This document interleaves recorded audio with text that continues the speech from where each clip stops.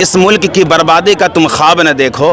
बात के जो इस इंडिया महागठबंधन की नेतृत्व कर रहे हैं माननीय नेता प्रतिपक्ष श्री तेजस्वी प्रसाद यादव जी, उनका आगमन हम सब के लिए काफ़ी खुशी का पल था।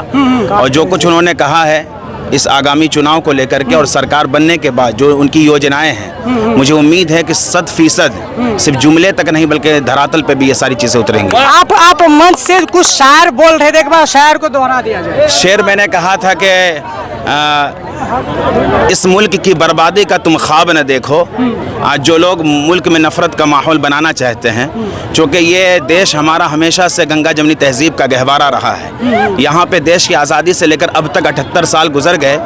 इस 78 साल में कभी भी हम दोनों हिंदू और मुस्लिम कभी आपस में लड़े नहीं हैं। हमेशा अमन और आश्ती के साथ, मोहब्बत के साथ, भाईचारे के साथ हम लोग जीवन यापन किए हैं। लेकिन कुछ लोग सिर्फ सत्ता को बाकी रखने के लिए हिंदू मुस्लिम को लड़ाना चाहते हैं। उसके हवाले से मैंने शेर कहा था कि इस मुल्क की बर्बादी का तुम ख्वाब न देखो, इस ख्वाब की जालिम कोई ताबीर नहीं है। और सिख, हिंदू, मुसलमान, ईसाई सभी का ये वतन है। भारत किसी के बाप की जागीर नहीं है। इस देश को हमने आज़ाद कराया है, हमारे पूर्वजों ने आज़ाद कराया है। हमारी सेक्रीफाइजेशन रही है, बलिदान रही है, हमारी कुर्बानियाँ रही है।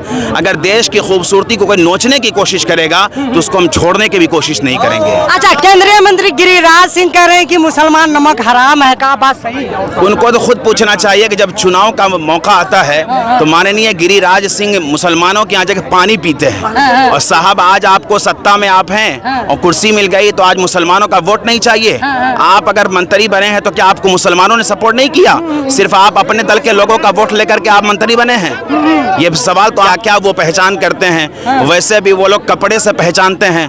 भाई, हम लोग तो कपड़े से पहचाने जाते नहीं हैं। हमारा देश तो अमन आश्ती का गहवारा रहा है। यहाँ पे हम किसी के पहचान जाति पर और कपड़े से नहीं करते हैं। यह वैसे ही लोग करते हैं जिनकी बात आप कर रहे हैं। अच्छा, चलते चलते बिहार वासियों को जो है एक शेयर के माध्यम से क्या शुभ संदेश देंगे? शुभ संदेश यही देना चाहते हैं कि हम सबको मिल के रहना चाहिए और अमन आश्ती के साथ इस चुनाव को सफल बनाना चाहिए।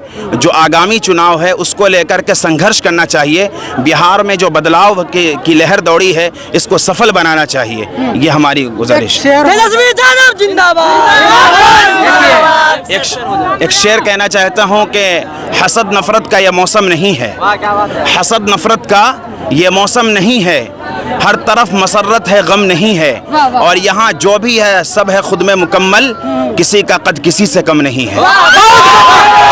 एक शेर देखिए, पत्ते हिलते नहीं हैं, हवा हिला देते हैं। वोट चोर भागते नहीं हैं, हम तेजस्वी भाई लेकर के भगा देंगे। लहर है हाँ, गोरी समाज में, ताती तथमा पान में। और जो समीकरण हिसाब से सभी को नौकरी चाहिए। बेरोजगार लड़का रोड पे घूम रहा है तो नौकरी की चाहत है, बेरोजगार भगाना है और देश में नई सरकार लाना है। हर युवाओं की है एक ही आवाज, अब की बार तेजस्वी सरकार। अच्छा, विश्वास है कि तेजस्वी सरकार कितनी सीट लेकर के आएंगे पूरा बिहार? मेरे हिसाब से 150 प्लस। 150 प्लस? हाँ, ऐसा उम्मीदवार दिया तेजस्वी जी। एक भी उम्मीदवार आपको चुन लीजिए।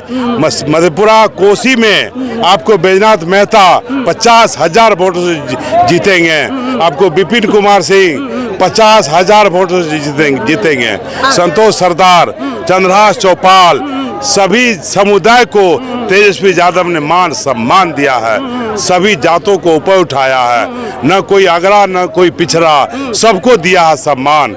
हर लोगों की है एक ही आवाज, अब की बात तेजस्वी। वाह वाह वाह, बहुत खूब। और अभी जो हम सिंहेश्वर की जनता का जो मन टटोलने की कोशिश कर रहा था, बाकी यहाँ की जनता के बारे में क्या सोचते हैं कमेंट सेक्शन में अपनी मन की राय जरूर शेयर कीजिएगा।